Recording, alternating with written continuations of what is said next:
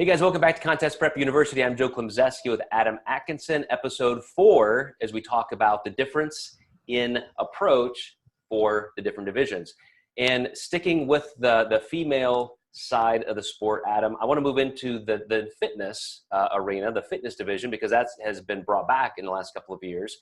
And I want to stick this in after bikini, figure, and wellness, because I think the actual physical appearance is going to be closer to them than getting into the bodybuilding and physique side.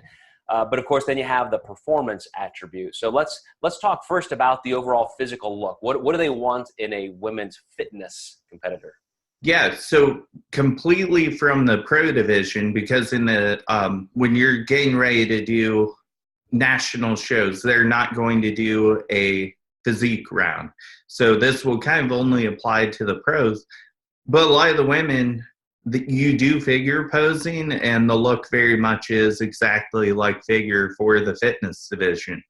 I think the challenge with that is when you're doing handstands and, you know, all these tricks that you do, it can sometimes make some of these women shoulder dominant to a degree. So you have to make sure that you train other areas to match and have that symmetry still. You're going to get scored in your physique round and also your routine round. So it's kind of a 50-50 mix between the two.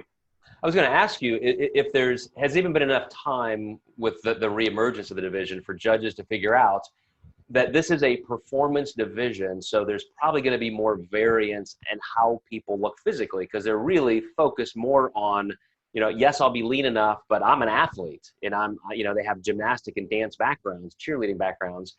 So, to me, it seems like there would be more of a gymnast look. I mean, I don't know as a judge if I would say, well, look, that person's shoulders are jacked, so I'm going to discount them a little bit. That's too, quote, off balance. Or if I would say, I like that. Like that shows the kind of athleticism and the work they put into this.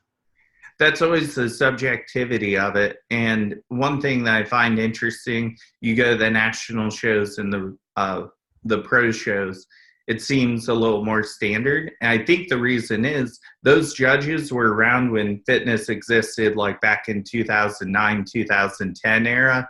So it's really nothing new for them to judge it.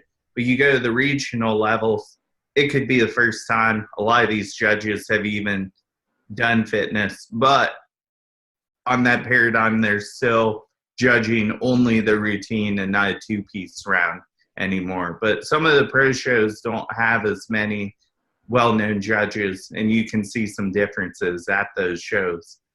But do you think that they really are, like if you were coaching a fitness competitor for that pro show, there will be the physique round. Are you going for still that exact kind of figure model where it's just we really want that kind of size and conditioning that we can get?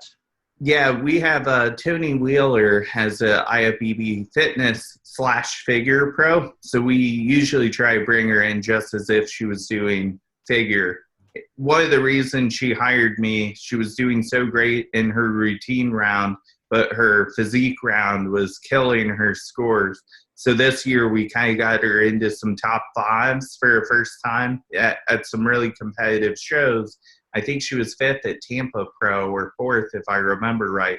So that was a huge win for her. And that impacted her scores so greatly to be brought into a show like that. So it definitely helps. But we also had some routine mistakes, which is more on her side of things. I don't do much with the routines. It's more strictly a diet approach than anything. Now, I could not think of anything worse for an athlete than to have to work on performance and perfection while in a calorie deficit, while getting lean to the point where it can impair your function and performance. So do you have an approach where they're maybe burning a few more extra calories doing that kind of work? So you're giving them different kinds of diet breaks, or do they just naturally have a little bit more calorie base? Yeah, so Tony does 2 gymnastics days a week, and we'll usually increase food like the day before those. I always found that with her feedback was she felt better the next day, not necessarily the day of. So that was just some good communication from her, because I normally would have done day of And she's like, I'm feeling better the day after. So we experimented with that, and that seems to work better for her. Yeah, I'm sure different people would feel differently, but depends on all kinds of things, the rest of your training, sleep, and so forth. But it does make sense. You have more time to assimilate the carbs into glycogen to be used for a longer term performance. But she does have a slower met rate, so that made sense to me that she would feel that way. Okay, perfect. Man, that's some great information there for a division that a lot of people don't understand. So excellent, Adam. And you guys stay tuned. We're going to move on into the women's physique and bodybuilding in the next couple episodes.